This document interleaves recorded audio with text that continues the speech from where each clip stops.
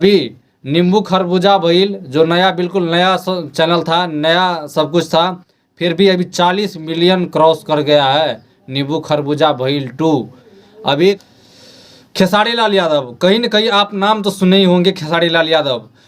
जिस खेसारी लाल यादव को झूठे एग्रीमेंट के तहत फंसाया गया था, 3 साल के लिए कोर्ट से बैन कर दिया गया था। खेसारी लाल यादव को बैन इसलिए किया गया था कि अभी 3 साल तक खेसारी लाल यादव को किसी भी चैनल से 3 साल तक सॉन्ग नहीं आएगा। 300 गाना लेकर के ग्लोबल म्यूजिक जंक्शन जो यूट्यूब चैनल है वो कहीं ना कहीं झूठे एग्रीमेंट के तहत फंसा दिया गया था। अभी कोर्ट से बैन कर दिया गया था 3 साल के अंदर।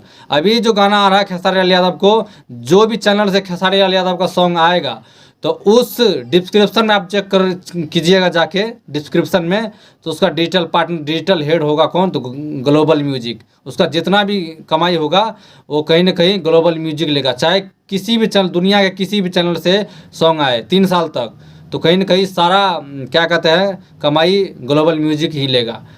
तो फिर भी 3 साल बैन करने के बावजूद भी डबल खिड़की, हमरा सैया के दुताला पे डबल खिड़की झुरझुर हवा लागेला ब्लॉकबस्टर सॉन्ग था। अभी नींबू खरबूजा भइल जो नया बिल्कुल नया चैनल था, नया सब कुछ था, फिर भी अभी 40 मिलियन क्रॉस कर गया है नींबू खरबूजा भइल 2। अभी कहीं ना कहीं खेसारी लाल यादव को जितना भी रोकने का, सब राजनीति के तहत रोकने का कोशिश कर रहा है, तो कहीं ना कहीं और ब्लॉकबस्टर सॉन्ग देने का काम कर रहा है खेसारी लाल यादव को। आप खेसारी लाल यादव के बारे में क्या सोचते हैं, कमेंट बॉक्स में ज़रूर अपना कमेंट करें।